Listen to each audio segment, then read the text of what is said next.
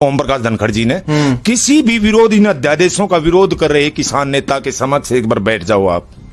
चुनौती है, मतलब कोई एक बार बैठ जाओ। धनखड़ कोई इतनी बड़ी तोप थोड़ा ही ना है। 612 करोड़ दावा और आरटीआई में सिर्फ 12 लाख 611 करोड़ 88 लाख कहाँ गया। 2014 से पहले देखेंगे ना, इस सरकार से पहले गुआर 30,000 रुपए देखा हमने, कपास 10,000 9,000 रुपए बिकती देखी, धान हमने 4,000 5,000 रुपए बिकता देखा, चना हमने 10,000 रुपए बिकता देखा। इस 6 साल में क्या हुआ? पूरे progressive farmer north India Radhe Mohan ji का अवार्ड मेरे पास है, मुख्यमंत्री जी का अवार्ड मेरे पास है, कृषि मंत्री धनखड़ जी का अवार्ड मेरे पास है, डीजी साहब का अवार्ड मेरे पास है। मन इब्ताई के प्रधानमंत्री जितने भी आए, इतना झूठा प्रधानमंत्री को नहीं देखा। किसान के लिए मैं मेरे भाइयों को कहना चाहता हूं कि किसान के जो भी किसान भाई है, अब जाग जाओ। ये पीढ़ी हम तो मर लेंगे जिस तरह भी, लेकिन अपने भविष्य के भावी अपनी औलाद के लिए, नहीं तो औलाद कहेगी कि पापा जब ये देश का किसान के लिए ऐसे ऐसे जुल्म ढाए जा रहे थे, ऐसी ऐसी योजना बना रहे थे, तब तुम खामोश क्यों बैठे थे, क्या कर रहे थे? जब कोई किसान ये नहीं बता पाएगा कि या तो मेरे को पता नहीं था, या पता था तो आलसी था, पता था, जाने का इच्छुक था तो हिम्मत नहीं कर पाया। आज वो चीज जो भविष्य में हमारी वर्तमान पे भावी पीढ़ी पर जो संकट आने वाला है, अगर आज वो किसान नहीं चेता, मैं नहीं चेता, तो मेरे बच्चे के बारे में सोचना पड़ेगा, क्योंकि रोजगार है नहीं। बेरोजगारी के आंकड़े इतने बढ़ते जा रहे हैं। कल हमारे पढ़े लिखे बच्चे आपस में क्या करेंगे? बिहार, झारखंड, असम, बंगाल क्या करेंगे? रोजगार है नहीं, खेती में कोई फायदा नहीं, आपस में काटेंगे, मारेंगे, जो लूट खसोट चोरी चकारी, इसके सिवाय क्या करेंगे? पेट तो भरना पड़ेगा। तो ये देश भी गया, नस्लें भी गई और फसलें भी गई, सब कुछ चला जाएगा अगर देश नहीं जाए, आज देश का किसान नहीं जाता। तो यही अपील करना चाहूंगा भाई साहब। नमस्कार दोस्तों, स्वागत है आप सभी का हमारे एक और वीडियो ब्लॉग में। मेरे साथ रमेश पंघाल हैं, किसान हैं और एक्टिविस्ट हैं। इन दिनों एक मुहिम चला रहे हैं आप लोगों को जागरूक करने की। जागरूक किस मुद्दे को लेके? 3 अध्यादेश जो केंद्र सरकार कृषि को लेकर आई है, उसके बारे में पूरे प्रदेश और एक तरह से कहा जाए तो पूरे देश के किसानों को जागरूक कर रहे हैं, बता रहे हैं कि किस तरह से तीनों अध्यादेश किसानों को और खेती को बर्बाद करने वाले हैं। लेकिन कितना ये लोगों को समझा पा रहे हैं और किस तरह से लोग इनके संदेश को ले रहे हैं, इसके बारे में बात करेंगे। लेकिन रमेश जी, सबसे पहले मैं एक खबर मेरे पास आई थी, जब मुझे पता चला था कि आप से बात हो जाएगी, उससे पहले एक बयान मैं पढ़ रहा था। ये हरियाणा भाजपा के नए अध्यक्ष बने हैं ओम प्रकाश धनखड़ जी। इन्होंने ये दावा किया है कि जो स्वामीनाथन आयोग ने खेती के संबंध में जितने भी मुद्दे उठाए थे, उन सबको भाजपा ने पूरा कर दिया है। मतलब स्वामीनाथन आयोग की सिफारिशें लागू हो चुकी हैं। इसका मतलब मैं उम्मीद करूं कि आप तमाम लोग अब खुशहाल होंगे, आपके पास अब कोई मुद्दा बचा नहीं है किसानों के पास। अरे भाई साहब, ये सरकार कर क्या रही है? अब इसमें पहले स्वामीनाथन के बारे में जानना चाहें हम। इन्होंने क्या किया, कहां से लागू कर दिया? स्वामीनाथन C2 फार्मूला ये था कि उसमें फैमिली लेबर FL भी था, उसमें जमीन की लीज भी थी। अगर मैं किराए पर लेकर खेती करता हूं, क्या वो शामिल है? क्या उसमें ट्रैक्टर की जितना मेंटेनेंस का खर्चा आता है वो शामिल है? क्या ट्रैक्टर ब्याज पे बैंक से कर्ज लेके किसान ला, क्या वो उसके अंदर शामिल है? इन्होंने किया क्या?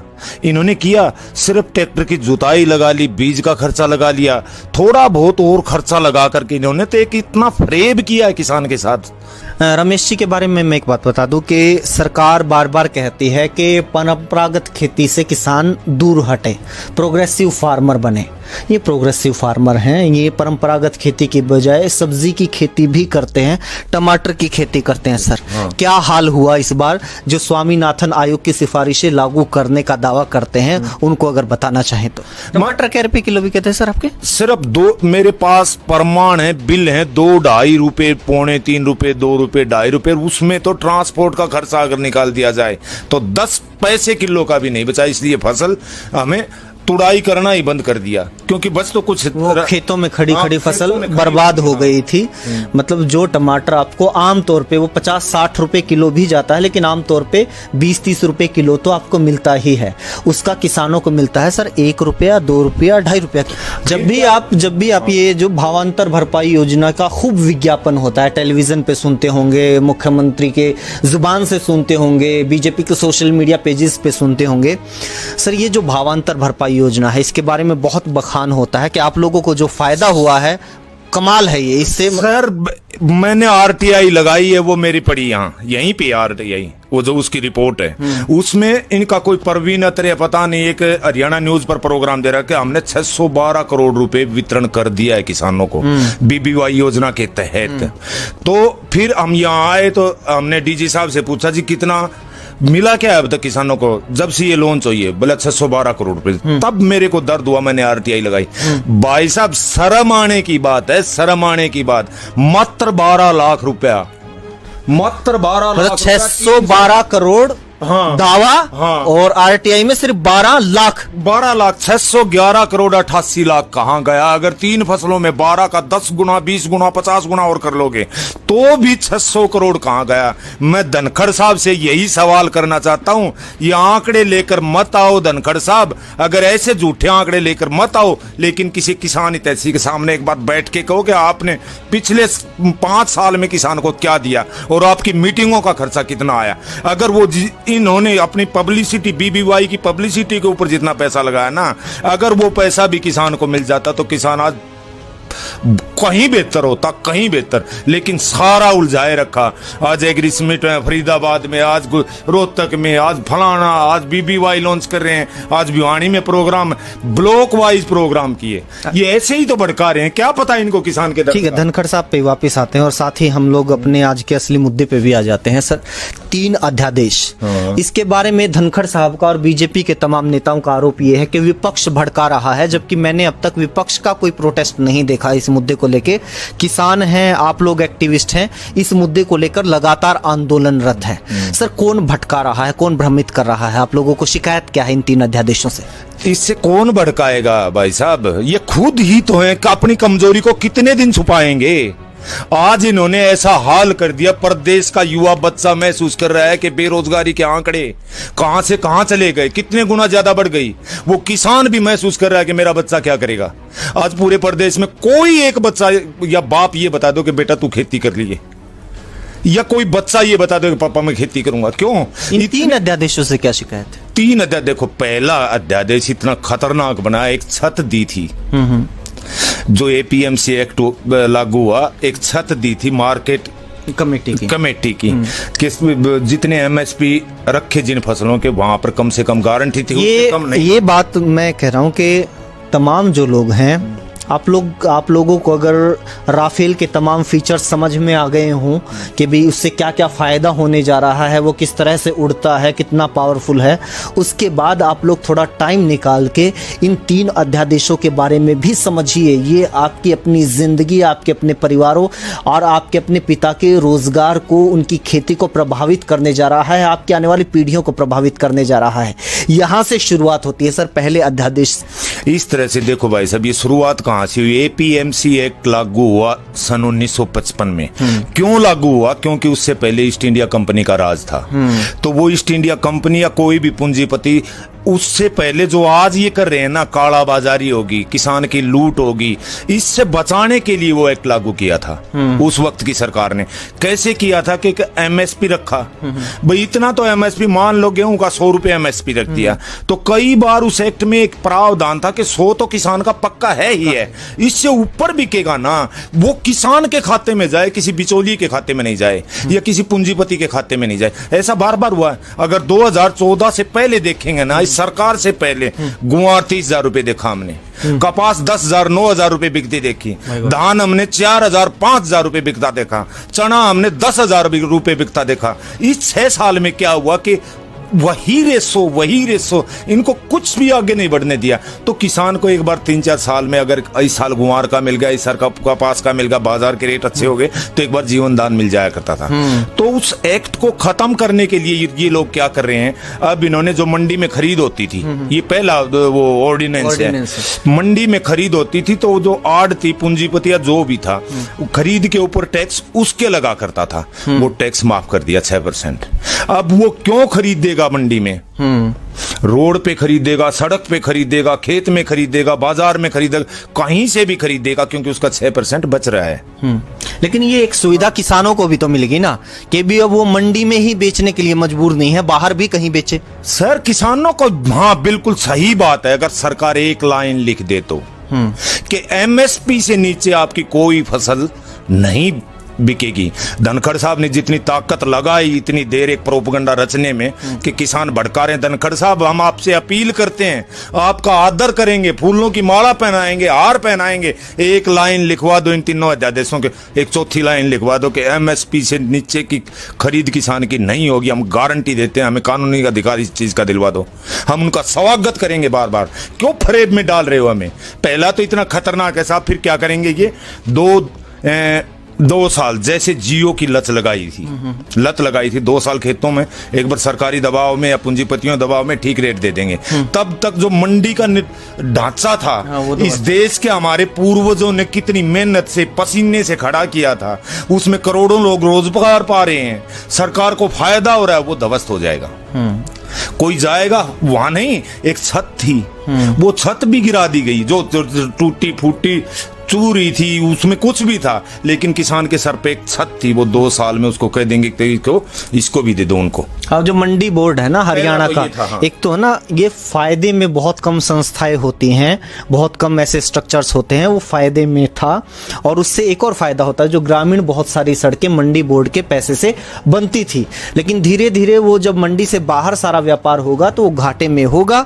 और एक बहाना सरकार के पास हमेशा होता है कि ये संस्था घाटे में चली गई है तो उसको बेच दो, खत्म कर दो। 2 साल में खत्म कर देंगे भाई इसको। एक चीज इसमें सर कॉन्ट्रैक्ट फार्मिंग है। नहीं, दूसरा एक और था। जी हाँ, दूसरा इन्होंने क्या किया कि आज तक एक उसी एपीएमसी एक्ट में कानून बनाया गया था, एक लिमिट बनाई गई थी कि आप जैसे ये मान लो 2000 टन से ज्यादा गेहूं का स्टॉक नहीं कर सकते। हाँ भाई आप 100 क्विंटल टमाटर से ज्यादा स्टॉक नहीं कर सकते, आलू का नहीं कर सकते। उसमें एक लिमिट थी ताकि काला बाजारी को बढ़ावा ना मिले, कि पूंजीपतियों का कब्जा ना हो बाजार के ऊपर।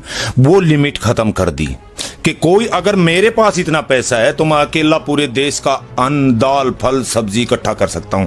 किसान की फसल ज्यों ही आएगी मैं 2-2, 4-4, 5-5 रुपए में ले लूंगा। जब भी मेरे दिल में आएगा कि किसान की फसल निकल गई, मैं भाव इतने गिरा दूंगा, शॉर्टेज कर दूंगा। तब उसी फसल को 5 रुपए में खरीदी हुई फसल को वो 80-80, 70-70 रुपए में बेचेंगे। ऐसा बुरा कानून लेके आए हैं ये एक तरह से जमाखोरी को लीगलाइज करने का तरीका है कि आप कितनी भी फल, सब्जियां या फिर फसल को स्टॉक कर सकते हैं, जमाखोरी कर सकते हैं, और जब आपके रेट ज्यादा हो तब आप बेचिए, कम रेट हो तो आप जमाखोरी कीजिए मार्केट के अंदर। एक तरह से आप स्पेस खड़ा कर दीजिए। अब इसके बारे में एक दलील जो मैंने किसी के बारे में मतलब ये सुना नहीं है कि कोई इस मतलब ये वाहियात जो एक्ट लेके आए हैं इसको डिफेंड कर सके। एक हमारे माननीय मुख्यमंत्री जी हैं मनोहर लाल खट्टर जी, उनका मैंने ये बयान सुना था। वो कह रहे थे कि इससे तो किसानों को भी तो फायदा होगा, कि किसान भी तो स्टॉक कर सकते हैं, किसान भी जब महंगी होगी तो बेच सकते हैं। सर एक बात मैं मुख्यमंत्री जी से एक आग्रह करना चाहता हूं, पूरे प्रदेश के किसान की आप जमीन की फर्द निकाल के देख लो। पूरे प्रदेश के एक, मैं ये बता रहा हूं कि 1 लाख किसानों में से आप 10 किसान ऐसे दिखा दो जो कर्ज में ना डूबे हुए, उनकी जमीन गिरवी ना रखी हुई हो। वो बेचारा किसान अपना अनाज स्टॉक कर लेगा। अरे वो तो अगर फसल 2 महीने भाई 2 महीने 5-6 फसल आओ से न, तो 2 महीने पहले अगले खान लग जाए। बढ़िया न्यू का मेरे चिन्नी के दे, पड़ोसी न्यू का मेरे ले रखे भाई तो खाद का कट्टा खाता ले रखे वो दे, वो स्टॉक कर लेगा। अरे तो वो टाइम है मुश्किल तक अड्डे है। मुख्यमंत्री जी एक बार असली हकीकत किसान का घरी बैठ के देखो, 10 किसाना का घरी जाके देखो, प्रदेश का किसी भी कोने में जाके देखो, आप 10 किसान ना गरीब बैठ के देखो उसकी हालत क्या हो रही है। किसी ये इसमें एक चीज और है कि भाई खट्टर साहब का ये कहना है, क्या अब कोई पाबंदी है? अगर स्टॉक करना ही है अगर किसान को, तो अब क्या कोई पाबंदी है? अभी भी तो कर सकता है, इसके लिए इनके ऑर्डिनेंस की जरूरत नहीं है। ये देखो, हाँ सही बात है। अब से पहले कौन रोक रहा था हमें? अब ये कह रहे हैं वन नेशन वन मार्केट। हाँ हैं? जी। हाँ, वन नेशन वन मार्केट। अब से पहले कौन रोक रहा था हमें? हम चाहे अहमदाबाद बेचो, जयपुर बेचो, दिल्ली बेचो, कलकत्ता बेचो, किसान की तो कहीं कोई रोक नहीं थी। ये सिर्फ एक फंडा बनाया गया है। ये पूंजीपतियों के रास्ते खोले गए हैं भाई। ये कैसे खोले गए? हमारे यहाँ गेहूं होता है, ये पूर्वोत्तर में ले जाएंगे, वहां गेहूं नहीं होता। यहाँ से थोड़े पैसे में खरीद के वहां पे पूरा माल उड़ाएंगे। ये फिर दक्षिण राज्यों में ले जाएंगे। जो यहाँ की फसलें हैं, नॉर्थ की फसलें हैं, वो दक्षिण में बेचेंगे, दक्षिण की है वो नॉर्थ में बेचेंगे, ईस्ट की है वो वेस्ट में बेचेंगे। ये तो उनका रास्ता साफ किया। अब एक बात बताओ, मैं आज तक मेरे तोसाम के सिवाय, जो 3 किलोमीटर है मेरे गांव से, उसके सिवाय मैं भिवानी 24 किलोमीटर नहीं लेके गया। उस वन नेशन वन मार्केट का मेरे को क्या फायदा? मैं कर्नाटक ले जाऊंगा, मैं हैदराबाद ले जाऊंगा, मैं कहां ले जाऊंगा? ये क्यों उल्लू बना? इस बातों से काम नहीं चलेगा। अब देख रहे हैं हम, और कोशिश भी कर रहे हैं। अब किसान भी, किसान का बेटा भी समझने लगा, क्योंकि उसको भविष्य, वर्तमान पीढ़ी तो कर्ज के तले दबा के किसी न किसी तरह जी लेंगे, लेकिन बाप और बेटा दोनों सोच रहे हैं कि आज भविष्य हमारा कैसा होगा। अगर आज भी किसान नहीं जागा तो उसका भला करने वाला कोई नहीं है। सर, एक तीसरा जो अध्यादेश है, इसमें जो कहा जा रहा है कि सरकार से तो ठीक, आप लोगों की शिकायतें रहती है कि एमएसपी नहीं मिली, एमएसपी से कम रेट पे खरीद रहे हैं, लेकिन जो बड़े बड़े घराने हैं आपसे कॉन्ट्रैक्ट फार्मिंग करेंगे कि आप हमारे लिए फसल उगाइए, हम सरकार से ज्यादा रेट आपको देंगे, तो उससे क्या आपत्ति है आप लोगों को? भाई अब एक बात बताओ, जो ज्यादा रेट वाले ये जो सरकार बता रही है, पहले भी थे ना, किसने रोक रखा है इनको? अब खरीद लो, बिना कानून के खरीद लो ना। ये लिख के दे दो एक लाइन, ये कि ये गारंटी हम लेते हैं, चौथी एक लाइन है, ये गारंटी हम लेते हैं कि एमएसपी से नीचे नहीं खरीदी जाएगी। उस एक लाइन के ऊपर ये अटके क्यों हुए हैं? वो ना तो चीफ मिनिस्टर जी बात कर रहे हैं उस एक लाइन के लिए, ना अपने या बने अध्यक्ष ये बात कर रहे हैं, ना इनका कृषि मंत्री कर रहा है, ना प्रधानमंत्री कर रहे हैं, ना देश का कोई भी सरकारी आदमी इस बात पे बात नहीं कर रहा है। अब क्या होगा वो कॉन्ट्रैक्ट फार्मिंग वाला? इन्होंने इतना बड़ा लीफलेट बना के देंगे हमें, हैं? हमारे देश में 6 तरह की ऋतुएं हैं भाई। हमारा देश उन देशों की तरह नहीं है, अमेरिका और ज्यादा गर्म अफ्रीकी देश है उनके की तरह। हमारे फसल या तो 1 महीने पहले आ जाती है या 1 महीने बाद। कभी ओलावृष्टि मारती है, कभी ज्यादा सर्दी मारती है, कभी ठंड मारती है। उस एग्रीमेंट में बाकायदा लिखा जाएगा, जिसको किसान 25 पन्ने को कभी जान ही नहीं पाता। कितने % किसान जान रहा है, इस तारीख से इतनी तारीख तक मैं इतना अनाज लूंगा, इस तारीख से इतनी तारीख तक मैंने इतने किलो क्विंटल अनाज चाहिए। अगर 1 महीना लेट आई तो इतना टमाटर लूंगा। दाना छोटा है मोटा, अब क्या करेंगे? ये ऐसा करेंगे, मान लो बाजार में अगर ये कॉन्ट्रैक्ट हो गया मेरा 20 रुपए किलो का, टमाटर का 20 रुपए किलो का कॉन्ट्रैक्ट हो गया, और बाजार उस टाइम सस्ता है, ये 10 रुपए किलो बाजार में मिल रहा है इनको। ये क्या कहेंगे? आके देखो, आपने लिख रखा है इस तारीख से लेकर इस तारीख तक, ये साइज इस साइज का मिलना चाहिए। ये छोटा बताएंगे, उसको काना बताएंगे, नाटा बताएंगे, उसमें एक कलर में चमक नहीं। हाँ, जिसको किसान पहचान ही नहीं पाएगा। 1000 खामियां बताकर ये बाजार से 10 रुपए खरीदेंगे। मान लो बाजार में 30 रुपए भाव है, नहीं, फिर आपके पास ऑप्शन है ना, आप एसडीएम से उनकी शिकायत कर सकते हैं। नहीं है, हाँ, आखिरी चीज एसडीएम किसका है? मेरी सुनेगा, एसडीएम भी तो सरकार का नुमाइंदा है, उससे आगे कहीं जगह नहीं है। उससे आगे भी तो भाई कहीं जगह नहीं है कि एसडीएम तक मामला सुलझाओ, उससे आगे कुछ नहीं है। अब मान लो बाजार 30 रुपए हो गया, मेरा कॉन्ट्रैक्ट हुआ है 20 रुपए का, तो ये क्या कहेंगे कि देख, पूरी एक दाना बाहर नहीं बेचेगा, सारी की सारी हम लेंगे। अगर ज्यादा हो गई तो हमें उस तरफ दुखी करें, हमें तो इतने का कॉन्ट्रैक्ट किया था, वो बाकी की कहां बेच के आएंगे हम? कम रह गई तो पेनल्टी लगाएंगे। ये ऐसे जो इतना बड़ा पन्ना बनाएंगे, इतनी बड़ी बुक बनाएंगे, उसमें किसान को ये उलझा के रख देंगे भाई, इतना बुरा उलझा के रख देंगे उसको। कितने विद्वान हैं जो पढ़ पाएंगे इनकी शर्तें? और अब पहले एक चीज है सर, पूरा देश प्रधानमंत्री नरेंद्र मोदी पे भरोसा कर रहा है कि भाई उनसे अच्छा, उनसे सच्चा और खास तौर पे किसान हितैषी कोई नहीं है।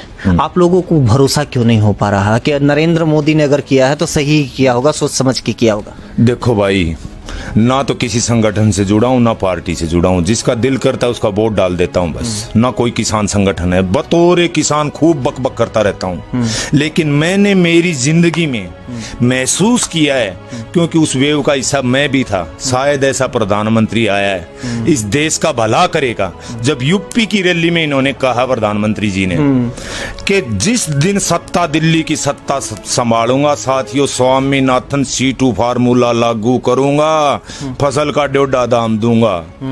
वो वहां पे उलझा के रख दिया। पब्लिक ने, हमने तालियां पीटी, गदगद हुए। हम प्रधानमंत्री है, पहली बार ऐसे प्रधानमंत्री बने कि कुछ करेंगे। दूसरा जिस दिन दिल्ली के सिंहासन पर आसीन होऊंगा, पहली कलम से सभी तरह का संपूर्ण कर्जा मुक्ति पूरे देश के किसान की। बड़े खुश हुए हम, बड़े खुश हुआ देश का किसान। तीसरा, इतना काला धन है इस देश का बाहर कि हर किसान और देशवासी के खाते में 15-15 लाख रुपए आएंगे। तब ये सोचा कि देवदूत बन के आया इस धरती के ऊपर।